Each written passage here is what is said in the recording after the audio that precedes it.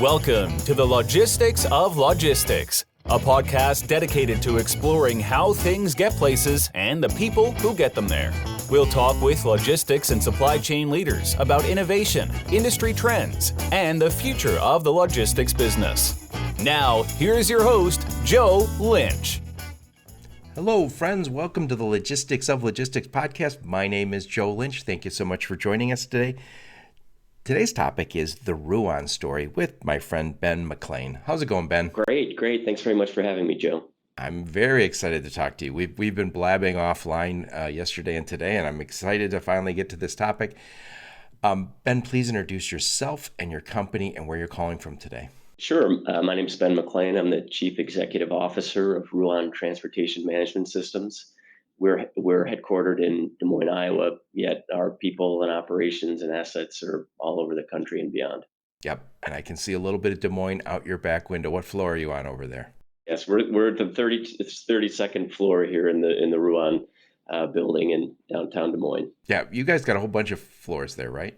We do, and some of our new services, specifically managed transportation, have been great growth stories for us over the last couple of years, and I'd love to see those floors grow up and expand to the next and the next after that. I've said this before on my podcast. The first time I went to Ruan, I knew I was going to downtown Des Moines, and I thought, okay, there's a terminal in downtown Des Moines. I guess that's where I'm going. I was thinking, that's weird that there's a terminal. And then I remember somebody told me it's not a terminal.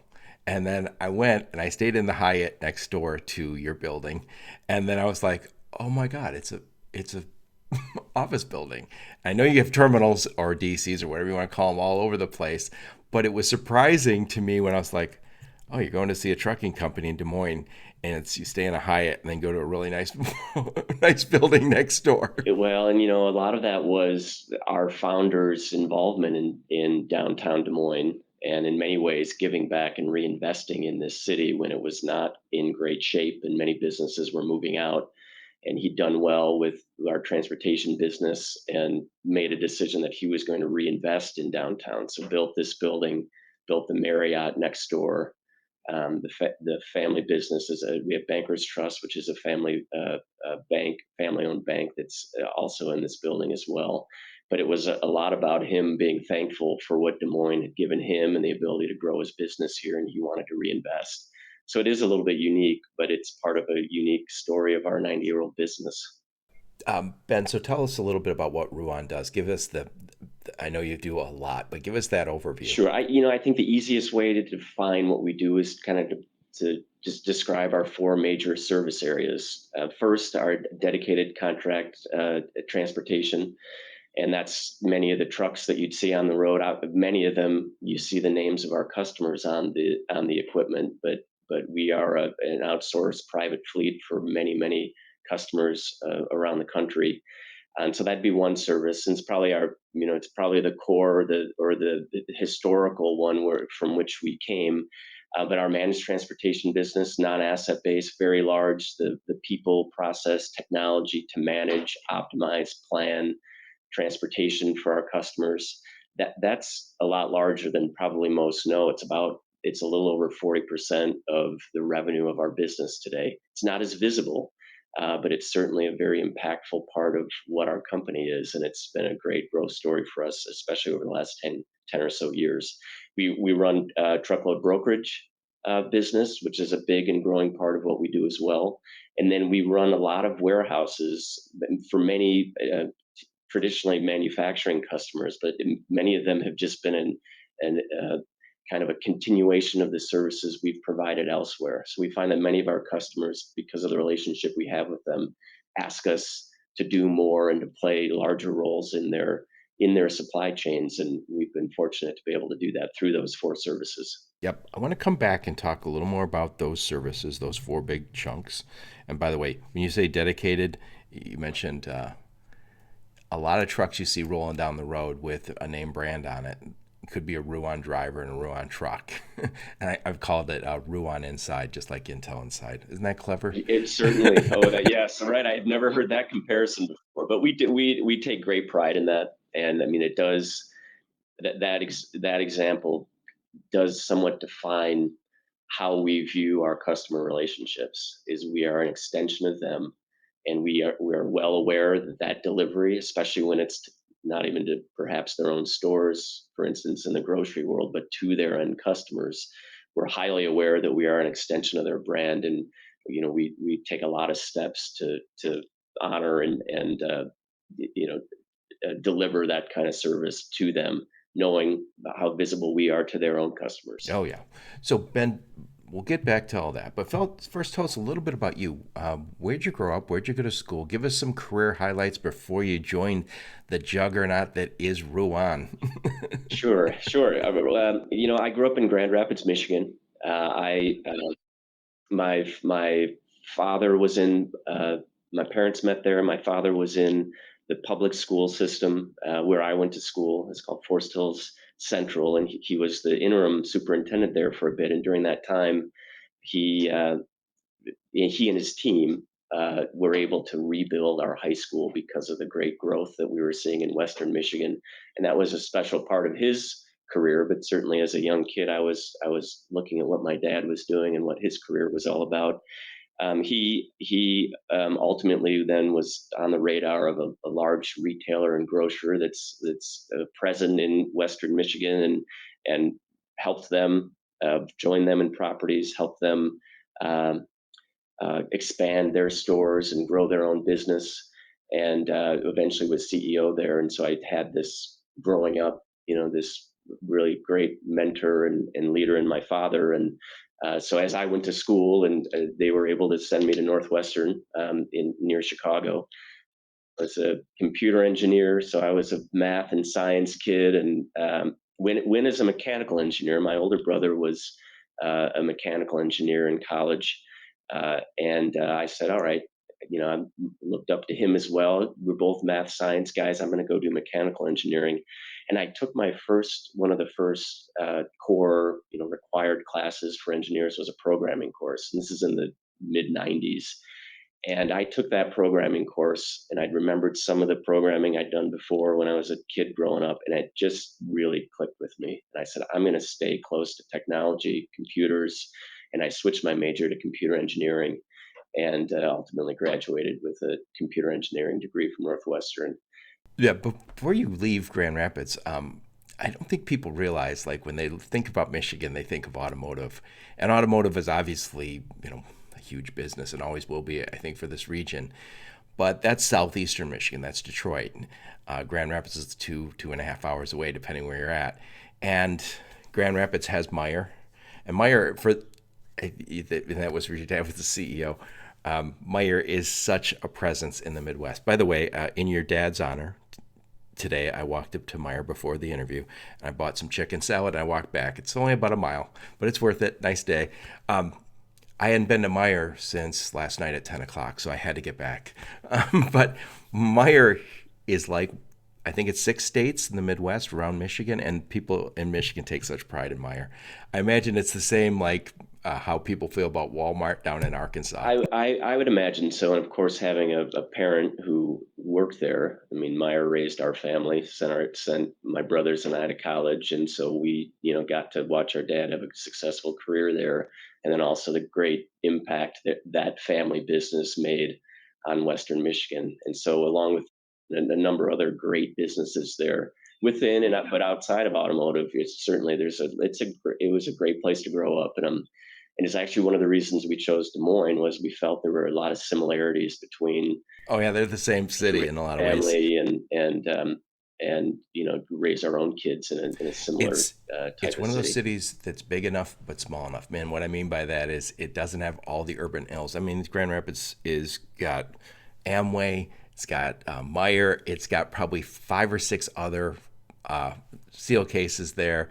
Herman Miller's there. You have FP Industries is there, another great business that's been there for a long time. you have all those breweries there. It for an area that used to be dry, they have a lot of breweries now, and it's right on that area is right near Lake Michigan, which is just so beautiful. It is And by the way, my youngest daughter went to Aquinas, which is a little Catholic college over there, got a degree in sustainable business. I think that's the first sustainable business program in America. So, Oh, no kidding. Well, I remember Aquinas as a middle schooler and high schooler for summer basketball camp. So I have some connections there. Probably spend most time in their gym, but it's yeah, certainly. they got a new gym. They got a brand new gym now.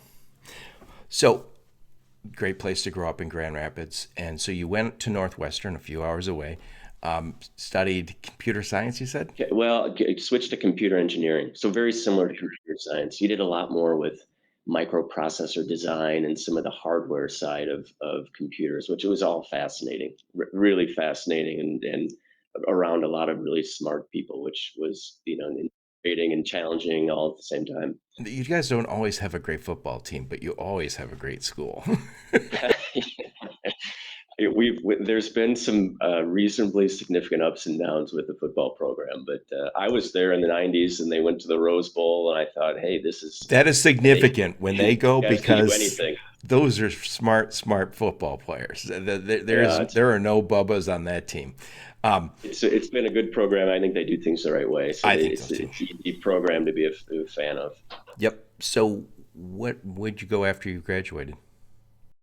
I actually, when I came into Northwestern with enough AP credits that I was able to take a quarter, basically, almost a semester off and work for about 5 or 6 months for Deloitte Consulting, is what they were called then. I think Deloitte now, but it was go write code, implement systems, and so I was able to do that while I was still in college. That was kind of one job I had, and then I worked for actually wrote code for a professor as well with one of his PhD students. So I was able to work and earn some money in school, and then the opportunity to be with Deloitte was started while I was in college, and then it continued after I graduated. I started working there full time once I graduated, and great, really great learning and again with from a lot of great people that I was able to work with there. What was the next stop after Deloitte? Sure. So Deloitte, I was on site with clients every day, observing how our Deloitte leaders worked and interacted with our clients and building complicated financial systems. So I was again a developer, and I love that work. This gets back again to kind of the mentors and role models you have in my life. My dad was a business leader and a reasonably well-rounded one, and did a lot of different things, in the operations and leadership of a company. I kind of knew that I love technology, but I felt like I only had one slice of what a lot of business, what it was like to lead in business. So I knew I wanted to go back and get my MBA. And at some point during that exploration, um, the concept of getting a joint degree where you would go for one period of time and get both a law degree and an MBA became of interest to me. And candidly, you think about people who have their whole lives thought out. I don't know that I had a really fantastic plan, but I loved the academics that I had at Northwestern. I loved the learning that I was able to get, the people that I learned with and from, and law was very different. We had no lawyers in our family, no one who'd studied it, and so I looked at that as a new and different challenge. And I kind of avoided heavy reading courses in college. I didn't write a whole lot, right? You could usually walk out of an exam and know you had the right answer because you solved the equation or did the integral or whatever derivation you needed to do to get the right answer. And I kind of saw law as a different challenge, and it certainly was. You went from the world of logic and mechanics and engineering to the world of persuasive communication, writing, reading, uh, oration in some cases if you're in court or in litigation. And so that to me was as I look back on my career, it was a step into a uncomfortable place. So, where'd you get And to? Where'd you go? I went back to Northwestern. Oh, I good went to choice. Kellogg. I went to Kellogg and Northwestern Law School, and they had a great joint program. You moved a little bit because the business school is up in Evanston, the law school is still downtown. But the ability to go do both of those things and to be business school was a little bit more what I was ready for and training for. Law school was a different animal, a really fascinating academic learning experience. Certainly has helped me in my role today. We're reviewing a contract just yesterday, but it was also, I think, most importantly, if I talk to younger people growing up and coming up in their careers, it was a step outside the comfort zone. And that, I've looked back on my career where so much of the growth and experience has come from is when you get out of the comfort of the day to day and you go do something that's quite different from a lot of what you've learned before. So it's really challenging. I lost a lot of sleep before that first round of law school exams. I remember, and I told myself I wasn't going to do that. But I got very much into the learning and into the law school mode, and learned a whole lot. And again, met a lot of great people when I was there. Well, Kellogg's, Kellogg's another great Michigan company, and they're in Western Michigan. Until recently, I think they just moved Kellogg Company to Chicago, and I'm assuming that's for talent because it's not always easy to say, "Hey, come on, where are they at? Battle Creek or something." I wasn't aware of that. I was born in Marshall, Michigan, which is right near Battle Creek. So I can remember as a kid going into tour their plants and getting to sample some of their cereal as it came off the production line. But I wasn't aware of that move. Yeah, you should look it up.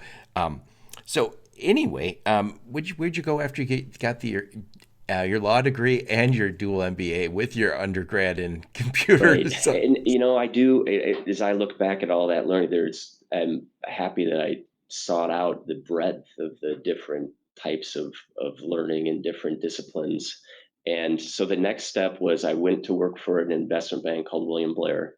I'd done a summer working for a law firm in New York. And so my wife and I looked at whether we wanted to move to the East Coast and live in Manhattan, work for a great firm called Cravat, Swain and Moore, and still Oh, keep they're white glove up there, right? it was a you had to be a reasonably successful competitive student to have an opportunity to work there. So I was very proud to do it, and I was debating between whether I'd return there or work in an investment bank. And I think it was ultimately the work of investment bankers and investment banking that I really wanted to see and be a part of. And from 2005 to 2007, I would say I was very much a part of it. It was an active M&A market. I worked with a great team. I worked across a lot of different industries. I had a technology background, so I kind of leaned towards working with the technology team at William Blair. But again, fantastic experience. A lot of hours. Probably not something I would have been able to do easily with young kids. My wife and I didn't spend a whole lot of time together those 2 years, but learned an incredible amount. You got to understand deal making and mergers and acquisitions. We did some public equity work and worked with just some really great, talented people. So again, it's just kind of every step along the way. I was really lucky to learn a lot from some hardworking, smart, experienced leaders with whom I worked, and then just again, it was the job I'd had really the last full time job I'd had before that. I was writing code, so I went from writing code to working on M&A deals, and again, way outside the comfort zone. And it was, but again, a great learning experience. And I sunk my heart and soul into it for a couple of years, and just had great experiences doing it, and learned a whole lot. Where'd you go next after that? As well, then 2007, my father-in-law had, over time just suggested that they'd had this family business, and there wasn't a well-defined succession plan for Ruan. And we were living in Chicago then. We were a young couple. We didn't have kids yet, and we were enjoying being. We lived in Lincoln Park downtown. Oh, I love it there. Yeah, sure, right. And we I'm had not great allowed there. Too memories. old now. Yeah, that could be. Probably I like to drive through the old neighborhood, but we were I was kind of the mind. I grew up in Michigan. We made the move to Chicago. I think we're going to be good here. But we did again start to think about a couple different things. I love the work that we did in investment banking. A lot of kind of high adrenaline, really important acquisitions, transactions, sale processes where a founder or a family business or maybe a private equity owned business is making that exit. And so those are enormously important transactions to the owners of those businesses. And so just very high stakes, very high intensity work. What I did miss though is kind of the engineering side of uh, the world and being in operations and Building working on something. Yeah. building it and developing it. And so I did miss that part. And so here's this family business. It's in transportation. Again, not an industry that I spent really. I had one job in high school It where I wasn't a cool place to be in 2007, 2000. well, if it's cool now, you got to let me know. But It's supply chain matters today. It's on the sure, news. yes, right, right. I think it's always mattered, right? But I would agree. We have a little more. Little panache. It certainly we're more in the spotlight, whether we like it or not. But I'd had one job where I worked for a meat packing plant, washing uh, reefer trailers inside and out. Not that was probably the least risk job I've had in transportation, but that was also the only experience I had kind of moving into to as I considered becoming part of the business. But it was this unique opportunity um, to be a part of a family business. Obviously, I'd seen my dad in this great family business and the impact that they had on their community, and just how that what they did in their business served a purpose. And so I started to see those things and the opportunity to eventually, if things worked out, be a part of the leadership of the company and influence the culture and live out the purpose of the business. And that started to, I thought, if we don't do this now, that we will likely have missed out on an opportunity that will never come around again. And that was what led me. And still, there's a lot I didn't know, and I've since learned. But that was really the thinking that led me to say we should try this because it's a unique opportunity, and it's not, and no one else is doing it. I think my friends at the firm were quite surprised about the investment banking to transportation and logistics, or to trucking, probably as they would have thought about it. So it was a different move. But again, a lot of That's a big move. So of course Ruan's interested. You're part of the family. You married to Ruan, and you have that experience cleaning out reefers. That's an important job over there. So I'm sure they said, Ben, get over here. There's tons of dirty reefers. Let's get exactly. going. If this other stuff doesn't work out, this kid can clean up our assets. So I actually came back into the technology group. And so my father-in-law got me an office up on the 32nd floor where I sit now, where more of the executives are. And I said, well, I'm in the IT group, and my team's two floors down. I really ought to be there. And so I moved down into the cubes down with the IT team, and we were integrating a couple of acquisitions that we'd made and building technology again. So really just started, very much on the ground floor in the IT department, but did great work, loved the work, and kind of got back into learning the business, starting really from the technology side, but never looked back. Well, let's switch gears. So I know you touched on it just in the top of the interview. Ruan's been around 90 years. So your wife's generation is what, the third generation? Third generation, yes, yes. So talk a little bit about the history of Ruan, because it has grown. Like you mentioned, we'll get back to the dedicated managed trans truckload and warehousing in a minute, but give us a little bit of that history. Sure, there's so much history. I know that, but you can't do all of it. No, I know but it's certainly to start from the start where it all started, because it's a fascinating story about my wife's grandfather, our founder, John Ruan. He was at Iowa State, which is 30 some miles up the And road. there are a lot of Iowa State people at Ruan. There are. I don't know what's more Hawkeyes or Cyclones. Well, that debate, certainly to get back to the football conversation, is that's when there's the least kind of cohesiveness amongst. I agree. We have fans on both sides, but yeah, I just think the closeness and connection, and certainly our founder had a long connection with Iowa State.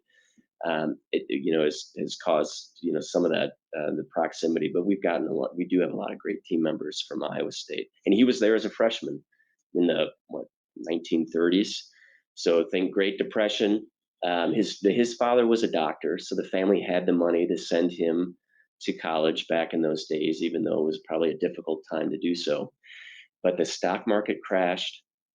His father lost all the family savings, and I think was probably in ill health. And between that crash and his ill health, he died young. So now he's without his father. The family has no money, and his mom lets him know that he can't return to Iowa State because they can't afford it. And so he'd already started a couple of businesses as a teenager before he entered Iowa State. And that entrepreneurial spirit once again kicked in. Through a connection he found that if he could get a truck, he could start hauling gravel to support himself and his family in this new life. I looked it up, 1932. 1932, right. And so he traded in the family car. He got a truck, and he drove southeast to here a ways. I think the town is called Chillicothe. And July 4, 1932, he shows up to this gravel site. There's still a crew working later in the day, and they need their first load of gravel hauled, which he did. So our founding is on July 4, 1932. And this is a kind of, the family lost everything. So how do people respond through these challenging times? And our founder responded by building this business, by sleeping in a tent at a gravel site to start our company 90 years ago. So it's a fascinating story. And of course, he was just such a great entrepreneur. And the business that I'm in, Ruan Transportation Management Systems, is just really a part of everything he built. So there's the real estate that's here, the Bankers Trust, which is the bank that he ultimately acquired sole control of. Later in his life, the World Food Prize was and continues to be a very significant philanthropic endeavor, of which he had many. The World Food Prize, I would describe it as the foremost prize in the world for food and agriculture, for individuals that are advancing our globe's ability to feed and nourish a growing population. Oh, we take that for granted. I just saw the stat: 1.5% of American farmers, agriculture people make up 1.5% of the population, and they feed 330 million of. And some of us are overfed. I'm not blaming the farmers. Sure. Well, and the World Food Prize has covered all those topics. So it's typically a week-long set of events in every October, and it culminates. Kind of the high point is the award of the World Food Prize to one or more individuals, oftentimes scientists, that have advanced the world's ability to feed the population. And Norman Borlaug, who is an incredible scientist and the father of the Green Revolution, saved 1 billion lives through the hybrid strains that he created to eradicate wheat rust, which was causing famine all over the world, but I think particularly in I think in Mexico and India, maybe in Africa. But he and our founder came together to kind of reinvigorate, to invest in this World Food Prize and endow it, and that's continued to be a big part of what our company culture and fabric is about. Is him describing being hungry at a gravel site early on, in the Great Depression, and then with what he did through his life, this desire to give back and to fight hunger. So it's just another kind of really special part of this company that all of us who are a part of it now realize, all right, we've got to fill some big shoes, and we've got to continue to move this company forward and fulfill the purposes that it has in so many ways. So that was John Ruan, right? John Ruan Sr. is what they call him, our founder. Yeah. So did he grow this business versus a trucking company? Give us some milestones, because I know you guys got a lot of operations now. How many Do you guys say how many trucks and all that, or just a ton of them? Yeah, we're a bit over 3,000 trucks right now So it started with that one. Give us some of that. with the one, and growing. And I mean, we have about 6,000 employees, 80% of which are professional drivers. And I think this year we'll probably um, we're continue to grow quite nicely in terms of revenue, but and You guys are a private company, so there's no we are, reason to share any more yep, than that. we are.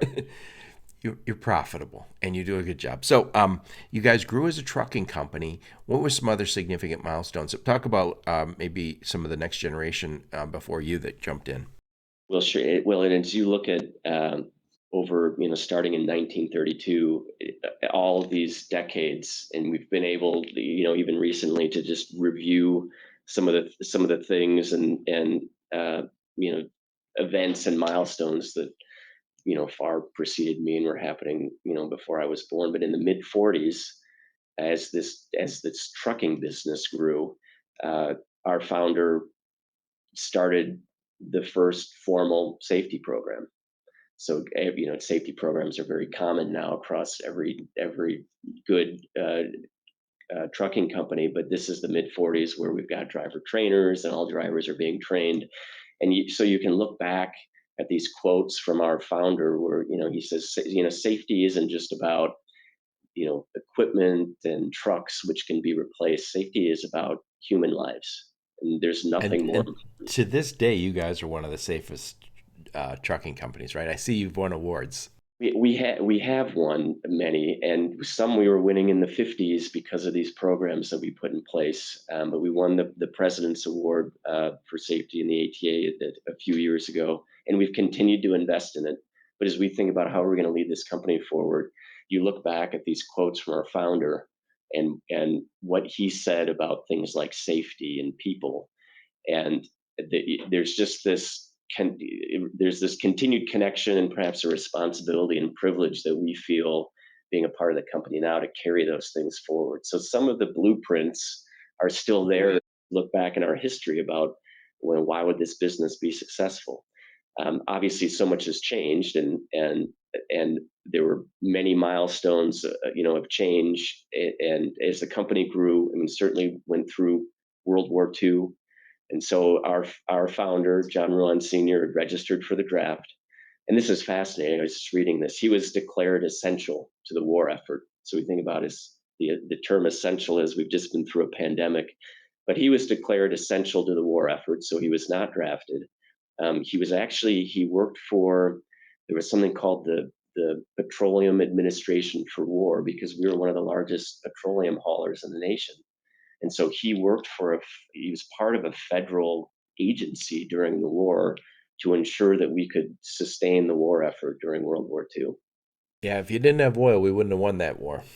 No, no. So a lot of people stepped up. And again, you just think of that, all the stories and learning of the greatest generation and everything they went through to get our country to where it is now. And, It our makes you feel like a wimp when you look at some of that. little But bit. Yep, a little you, bit. you you touched on some stuff early on when you're talking about your own education, is the idea of pushing yourself into areas you're not comfortable with. But I think I just said it to my nephew who's 17. I said you have to get comfortable being uncomfortable. And I said, you hear that a lot from military guys. You hear Navy SEALs say that. But I told him, I said, look, his father's very successful. I said, look what your dad does. He makes difficult phone calls all day, makes big decisions all day. None of this is easy, but that's why they're paying him well. That's why he's done well. And I think we have a default that is comfort. And everybody loves the idea. Oh, I'm gonna put a blanket on and sit by the fireplace and get a drink and watch Netflix. And you're like, yeah, that's fine every once in a while, but it should be after you've pushed yourself, after you've been out in the cold, after you've actually been a human. And I mean, that is a human nature to want to seek comfort and safety. And certainly over the last couple of years through the pandemic, I mean, that was on the forefront of everyone's mind. And we had new people entering the workforce, going through a pandemic, where, I mean, how could you fault anyone for not wanting to focus on their safety and their health? And in many ways, the comfort came along with that because so many of us weren't together and we were in our own homes. And so it played a little bit into that kind of natural human emotion and need. And yet at the same time, it's exactly as you say it. That place of comfort is not where the growth happens. And I think back, being on site with a client every day and observing. I worked with a great team. Actually, one of the leaders on the team that I worked at Deloitte was ultimately the CEO and I think is now the chair of Deloitte. And she was a fantastic leader. But I got to watch her every day, learn from her, see how she interacted with a client. Of course, I was right with the client every day as we were building these systems hand in hand with them. That wasn't always comfortable. I remember as a programmer having to give a presentation to the client and speak up in front of them, and I was incredibly nervous. That's where the growth comes. That discomfort is exactly where it comes, and so the world's still settling through what we've been through, and I just try to understand that we had to shut down almost overnight and react to a pandemic. We don't have to do that immediately now, but I just think things will kind of recalibrate here over the next year or two or three. I certainly hope so. I said a few times on my podcast in the last year, we're on the tail end of COVID. Then I think COVID listens to the podcast, and I got COVID about a month or two ago. Oh my God, got the damn shots. I got a booster, and then I got COVID not once but twice. But I want to switch gears with you for a sec. So Ruan again, 90 years this year, and I asked you yesterday when we were talking. I said, what percentage of companies make it to the second generation, make it to the third generation? And you said it's not very much. I know you had some stats from some stuff you had done. So please share that, and then explain to the best of your knowledge why it's worked at Ruan. Because for the most part, I think everyone knows somebody who says, "Oh yeah, so and so's taken over their dad's business, and it's not working out."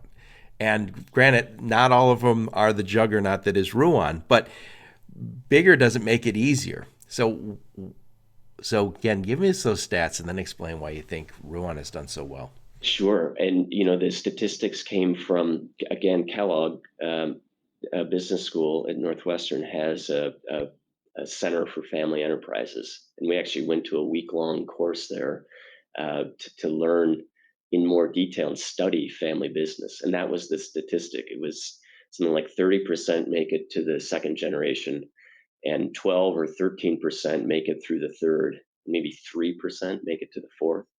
So it Harder every year because there's more stakeholders, and you get to have a stakeholder that says, hey, I don't even know my cousins, right? I live in California, they live in New York. There's some challenges. Well, and so every family business, has its different history, but that's what I would urge family business members to do is and leaders is go study successful family businesses because there are best practices. And I think our founder and my father-in-law put a lot of those things in place in terms of how the business was going to be structured, what many of the expectations were going to be of successive generations.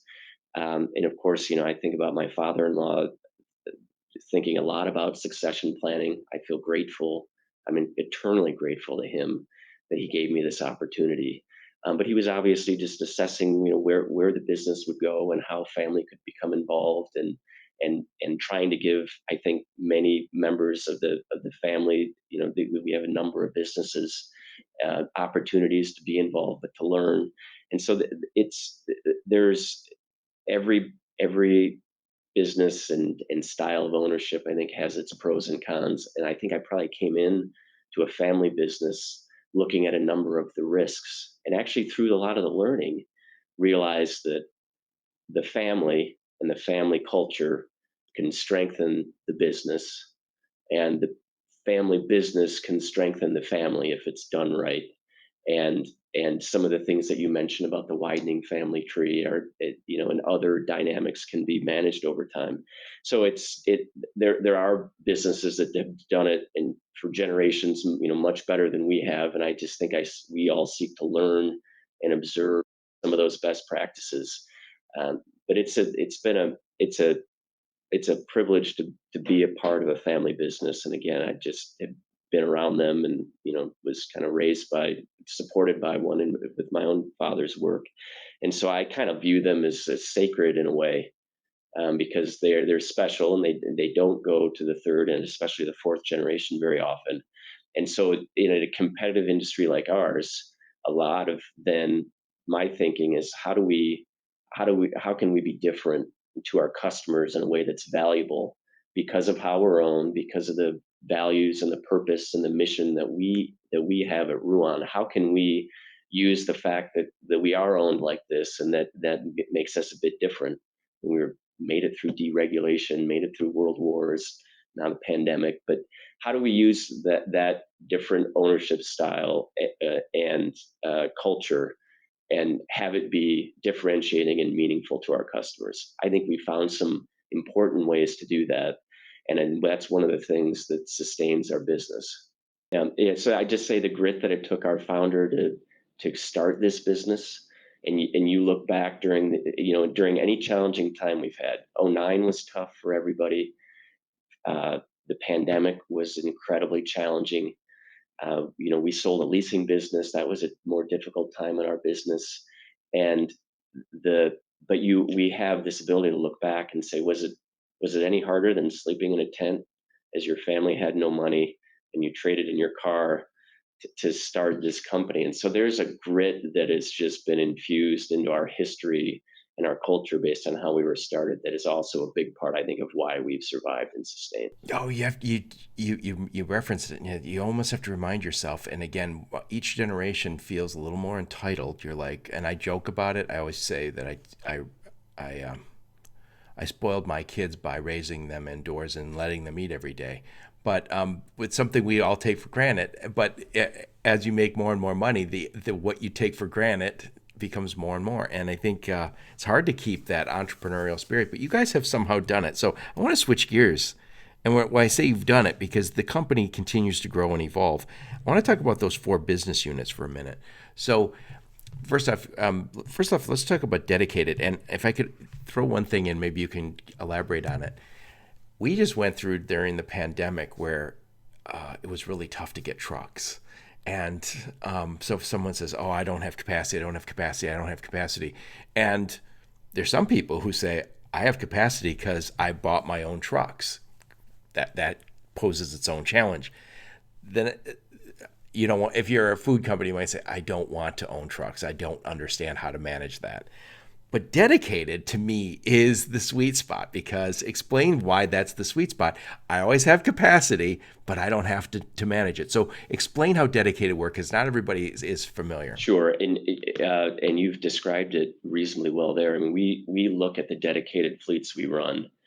They're essentially the private fleet of our customer, but they've turned to us to say, you know how to spec trucks, you know how to run them safely, you know how to be fuel efficient, you know how to optimize routes, you know how to hire and manage drivers, and you have a culture with your first driver who started this business where you believe in this profession.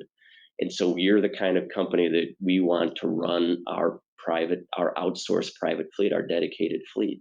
And that's essentially what we are. And of course, we bring a lot of other things to the table because we have this truckload brokerage. So we're in a lot of other freight networks. We have the managed. So you can give me back calls with that if I want it. We have the managed transportation, which is very similar in terms of the complementary nature that it brings to the business. Before you leave the dedicated, though, so let's just say I'm a food company. I got 10 stores, or I'm a grocery chain, and I've always had my own trucks. And now I say, this is a pain in the ass. I've got this many drivers, and I don't know how to treat them. I have high turnover. They're going to work at companies like Ruan that are better for them to work at. And at some point I say, hey, I call Ruan and say, hey, I got all these trucks. can you help me? Do you take over those private fleets and say, yeah, and maybe you say, first thing you might look and say, let us assess these trucks. Let's see if these are even the trucks you should be running. So that's one way. And another way, I'm guessing, and maybe you can explain the relationship a little more, because not everybody gets into dedicated.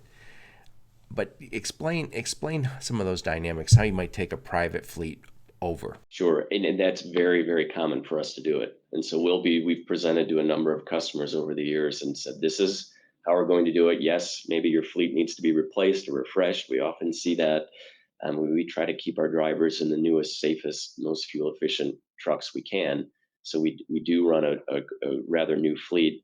But a lot of it is, how do we ensure, because there are great professionals that are likely in those private fleets driving those trucks. And so how do we ensure a successful transition of them? And so we'll show statistics, 90, 80, 90, plus percent of the drivers transition. They meet our safety qualifications, and we're often on site with our customers. And so we become not just the driving team members, but the office team members really become, we're their team. And so there's a lot of communication to drivers. I can remember a really important long running metals customer of ours who, their CEO and our CEO did a joint announcement that, this is why we're doing this. This is going to be good for our company, for our drivers. And so there's a model that we have to do that that's been successful in terms of taking over those private fleets, and that's been a big part of how we've grown over the years. There's no doubt about it. But there are also the private fleet or the dedicated fleet doesn't always make sense. These are where there's high service requirements. There's high service that you can run it efficiently. We'll come into a lot of operations where there's a segment of it that makes sense for a dedicated fleet.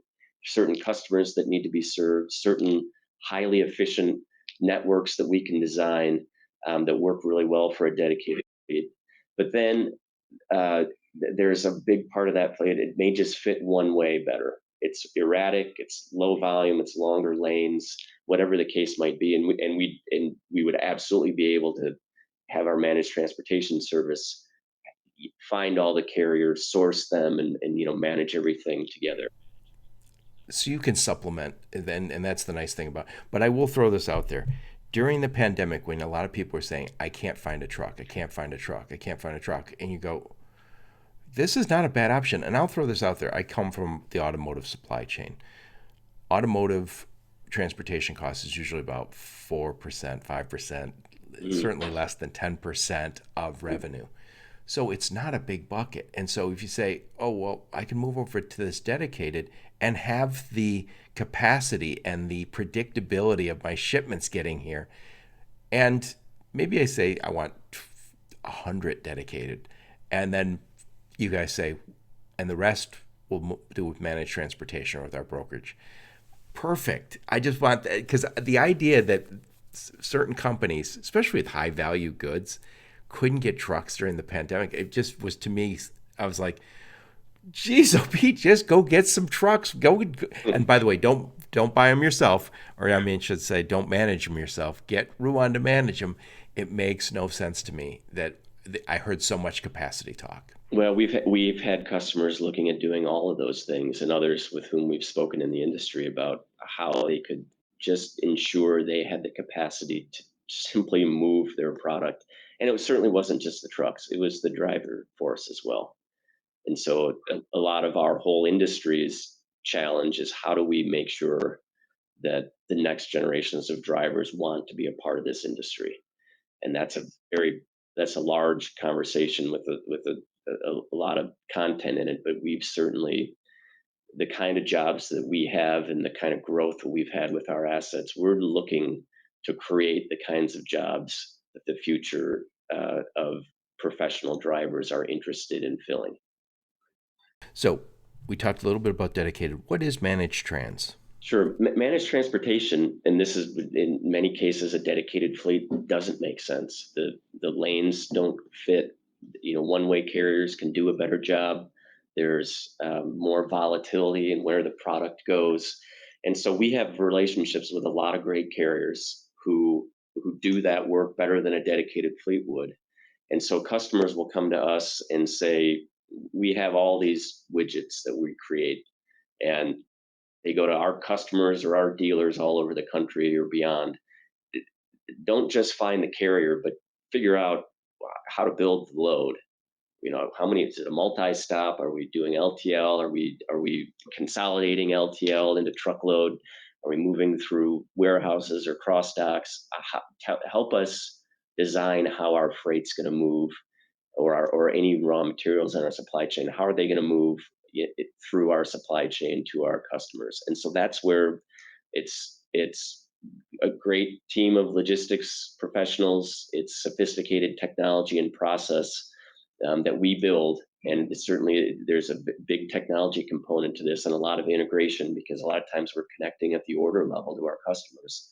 And they're giving us their sales orders or what the production is going to look like, or in some cases, based on where the products need to go, we decide the production order so that we can make the transportation most efficient and then move those products forward. But it starts really then at the order level, where we're managing and optimizing transportation all the way through executing it with carriers, assessing the service and performance and rates, and helping them manage the cost as well as the service to move all their freight. So, contrast managed transportation, which you just talked about, with your truckload brokerage. What's the Sure. difference? Brokerage, a very important service for us, but typically the customer's saying, I already have a truckload. I really need your relationships with carriers, and the ability to move that effectively once I know what freight I have, and that it's on one of our trailers, for instance.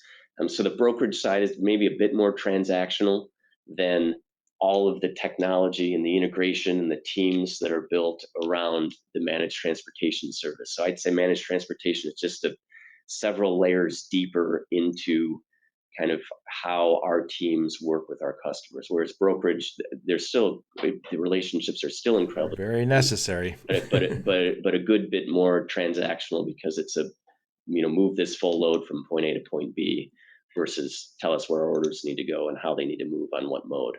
Yep. And talk a little bit about your warehouses too. Sure. The warehousing is a great example of just how our partner-oriented uh, relationships we have with our customers have just grown over time. Because they've certainly, I think we're sitting there by their side, along with them, helping them manage their supply chain, and they get to needing another warehouse or a new initiative or a new plant, and they've turned to us in many cases to say, "Hey, you run all our, you run our fleet or you manage our transportation, but why don't you also operate this warehouse for us?" Which, again, we have all the systems and all of the technology and the processes to go in and then execute on managing a warehouse for a customer.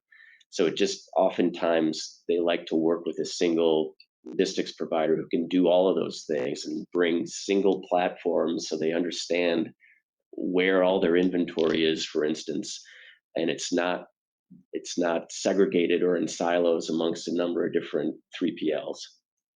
You guys are not the nature of all your businesses, especially a dedicated managed trans and warehouses, is a deep customer relationship. It doesn't work otherwise, because you can't say Ruan manages my fleet and also does some managed transportation for us, and they manage our warehouse, but we don't have a close relationship with them. You got to be joined at the hip. You're exactly right. And so I think so much of how we go to market came from the initial service, which was the dedicated, which was, we're your private fleet, we're your team. And that same mentality and philosophy has moved into the managed transportation and how we do value added warehousing, and really, we use our brokerage capability to also serve these same customers. So it is very much about, we're sitting beside you, our team is yours, and we're going to help manage through the ups and down cycles of transportation. And we're not in a position then to, we don't look to make all of our profit, when through leverage or right through the cycles of playing the market against our customers. We're sitting beside them, and we need to earn a fair return for the work that we do. But we're not there directly against them trying to leverage a cycle, for our own gain against the profitability of their business. And when we do that right, which I think we do most all the time, that's where these long 30, 40-year relationships come from, because we built that trusting relationship where they do rely on us and trust them to help them execute, their own supply chain operations. Yeah, I mean that's just the nature of this is you're not dating, you're not engaged, you are married, you're not going anywhere. I mean, and contrast that with a lot of what we see in the market, which is a lot of spot rates, obviously. Then and this is important. I know you guys do some of it. It's certainly important, but I always tell shippers when they talk to me about it, go get that relationship and spend the time to pick the right 3PL or the right broker or the right carrier. Don't try and skim across the surface and say I'm going to get a better deal here this week and a better deal there next week, because that doesn't work. And they're not as profitable for the provider, but it also doesn't give you the service that you want as a shipper. And I think we still have this, I think it's going away. The pandemic maybe made some of it go away. This idea that, oh, how do I save money? How do I save money? How you save money is you never miss shipments. You want to save money on transportation? Don't have any service failures. Don't delay a shipment a month because you couldn't find a provider. Sure. Well, and certainly that's the world in which we've lived the last couple of years. But we use a lot of, one-way carriers, and they serve an important role where dedicated doesn't, and they serve, a larger role in overall spend versus what dedicated does. So we understand the uh, the pressures that all of our customers are under to move their freight at the best possible cost. But certainly there is this service element, and so in many networks, a dedicated fleet makes great sense for a good portion, in some cases all of the transportation. But there are many where the carrier relationships we have and the one-way carriers fill a very important role. And so we for us, I think it's not all about one or the other. It's what's the right mix for the customer. And there are going to be service and on time profiles of each of these types of mode that they could choose. And we want to sit in the seat to help them choose the best mode. And it may not, and it's never the right answer today is the right answer 2 or 3 years from now. So we've seen many of our fleets grow and shrink depending on what the needs of our customers are. But that's the trusted role that we want to play is, we're here as your partner. We offer a number of these services. We won't There's, I think, been good reasons that we haven't wanted to be in the one way kind of truckload business, because it is very much about how you maximize the profitability on every individual load. And we prefer not really to have that transactional pricing relationship with our customers, but we want to help them, use that service in that mode when it makes sense for them, which it often does with our managed transportation business. So to me, that's really the difference, and that's the role that we want to play in the trusted position that we hope to earn with the customers that we serve. Yep. So I've gone way over my time with you. I appreciate you doing this with me, Ben. But I don't want to try and summarize all we've talked about. What I want to get from you, though, is what's next? And you answer in any order you want. What's next for you? What's next for Ruan? And what's next for the industry? I know this is a big question, and you've answered any way that makes Yeah, sense. but I don't think any one of us in the industry as leaders know exactly how some of the new technologies are going to unfold. I mean, most folks that I talk with want to know about electrification. They want to know about autonomous trucks, and all of us probably have an opinion about each of those two items. And of course, what we see with a lot of technology advancements is there's the pie in the sky optimal ideal promise of what this technology can do, and then as we all work on it and look at it, there's the reality of what it can actually deliver. And so most of the conversation I think we see, in the media or beyond is a lot about what it could be and the ideal and the aspirational. And folks like us ultimately have to say, well, okay, we're going to run this fleet, or we're going to try these things, and we'll learn what's really possible. And we've done that with other. I mean, we've worked in alternative fuels. We had one of the largest renewable uh, natural gas fleets that we've ran. We still we're not in the same position with that fleet as we were a number of years ago. But if there is an opportunity to try and advance, whether it's a sustainability goal or an alternative fuel for different reasons. In this case, it was a customer that had a lot of dairy cows and a lot of manure that they wanted to turn into a transportation fuel. We owe it to our customers to be in those kind of new technology, pilots and experiments. And that is, as you look over the decades of this business since the 30s, we've been there. I was just reading a timeline that there was a headline in the 70s. We were testing a new low pollution engine from GM. And so this company, it's not a stranger to testing new technologies. And so we'll continue to be involved with the advancement of our industry. But obviously, at the end of the day, we need to find out, can we do this for our customers at a cost and with the rest of the service variables that we consider in something that's going to work for them.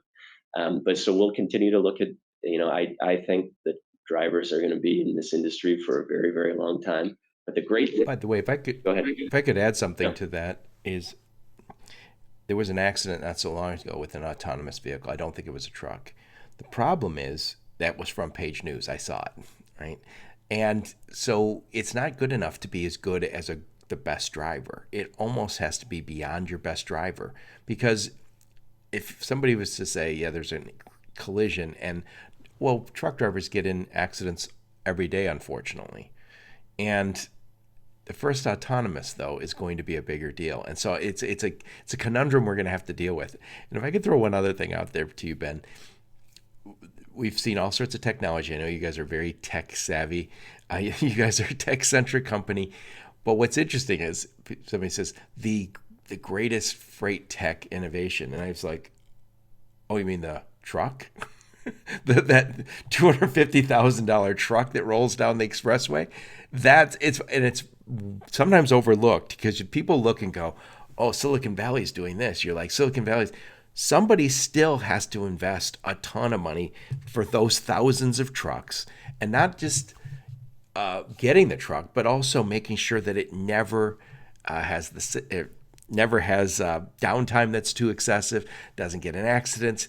It's a much trickier deal to manage a fleet than it is to use the transportation management systems that we have these days. Yeah, I think it's a fair point. And our overlooked. yeah, our trucks today are, I mean, even from when I started 15 plus years ago, it's so much more incredibly computerized, and the safety systems that we have in place now are so much advanced. And so, I don't think it's Silicon Valley or trucking. I think they're No, together it's both. to advance our industry. I think, though, to your comment about before the pandemic, we did really see regulators starting to make more public statements about their concerns about accidents involving just pure autonomous vehicles. And I can't help but wonder whether regulators are going to just simply say, we want the best of technology and we want the best of people, and we want them to do it at the same time. And I mean, I think that's what I try to compare it to other industry. I look at aviation.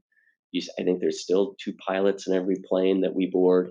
And I'm trying to, in my head, say, why is the regulatory environment going to treat trucks any differently from aviation? People aren't in the truck, but they're 10 feet away going down the highway with these trucks. So I'm, our company will be ready to adapt to anything, but I'm certainly not of the mind that we're not going to have professional truck drivers that are doing what they do for us for a very, very long time. Before you go, what I'd like to do is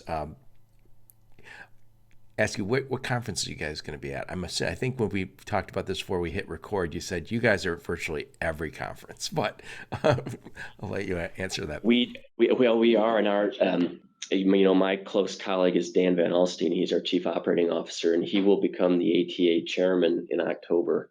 And so there might not be a transportation related conference that he doesn't attend over the next year, but we're at a lot of the ATA events. I had the pleasure to be part of the Trucking Profitability Strategies conference at the University of Georgia. Really enjoyed that. We're at a lot of the council supply chain management professional events. So there's a number of industries that we serve. So we'll be. I think you'll see us at a lot of places here. There's a Stevens Investor Conference in Nashville in November. It's mostly public companies, but I think we might have some folks there this year. Perhaps be on a panel or two. It's good to stay. Yeah, it's good to stay connected. I think a lot of us have missed the connections in our industry over the last couple of years. And probably most importantly, aside from conferences, we're just reconnecting with a lot of customers, and that's happening now. And it's just great we have one right outside the door right now that I'm going to go have lunch with once we conclude. And I'm truly excited for that because that hasn't happened with the same frequency starting in 2020. So it's nice to get back to normal there. Excellent. Well, Ben, thank you so much. What I'll do is I'll put a link to your LinkedIn profile. I'll put also a link to Ruan's website, and anything else that Mallory gives me, I will put in the show notes. So I really do appreciate you taking the time and taking us through Ruan's wonderful history. And congrats on their 90th anniversary. Here's to many more. Thank you. Thanks very much. Really great to be with you, and thanks for letting us share a little bit about our company. It's a privilege to be a part of it and work with this great team here. Thank you. And thank all of you for listening to my podcast. Your support is very much appreciated. Until next time, onward and upward. You've been listening to the Logistics of Logistics podcast, where we engage in conversation with experts in the logistics field. For more details, visit thelogisticsoflogistics.com or follow Joe Lynch on LinkedIn.